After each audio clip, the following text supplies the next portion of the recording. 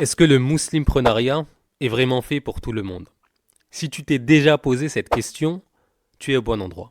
Dans cette vidéo, on va analyser en profondeur deux raisons pour lesquelles tout le monde n'est pas forcément fait pour l'entrepreneuriat musulman. C'est parti. Assalamu alaikum wa rahmatullahi wa barakatuh. Dans cette vidéo, on aborde une question que beaucoup de frères et de sœurs se posent. Est-ce que le muslimprenariat est vraiment fait pour tout le monde? Eh bien, la réponse est assez simple, non. Et je vais te donner deux raisons principales pour cela.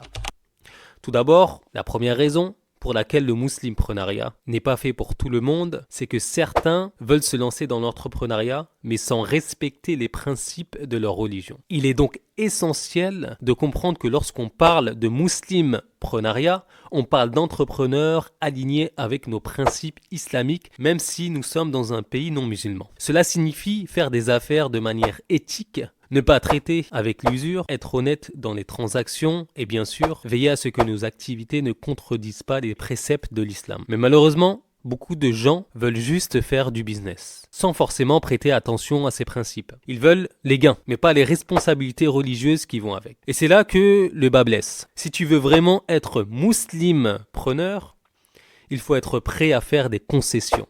Ne pas choisir la voie facile, celle qui pourrait nuire à ton dîn. Et beaucoup de personnes n'ont pas encore cette conscience ou cette discipline. La deuxième raison, c'est que certaines personnes sont tout simplement bien dans le salariat.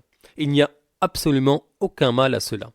Le muslimprenariat n'est pas pour tout le monde, et c'est ok.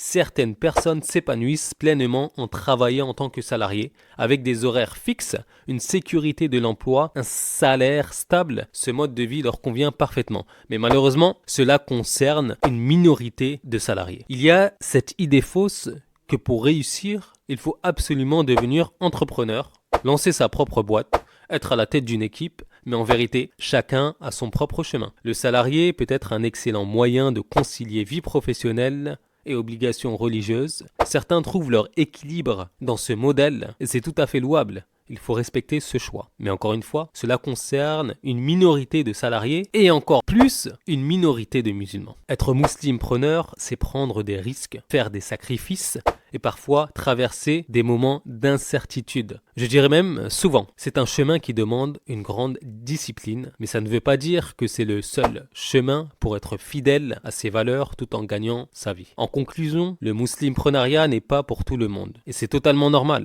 Que tu sois entrepreneur ou salarié, l'essentiel c'est de rester fidèle à tes valeurs islamiques, peu importe le chemin que tu choisis. Il faut peser le pour et le contre. Est-ce que nous pouvons pratiquer notre religion sans aucune gêne lorsque nous sommes entrepreneurs, lorsque nous sommes salariés? Il faut poser ce genre de questions. Alors, dis-moi en commentaire, tu te vois plutôt entrepreneur ou salarié? Qu'est-ce qui te motive le plus dans ta vie professionnelle? Si cette vidéo t'a aidé à y voir plus clair, n'hésite pas à liker, t'abonner pour plus de contenu sur le muslimprenariat. Merci d'avoir regardé et on se retrouve très bientôt, Inch'Allah.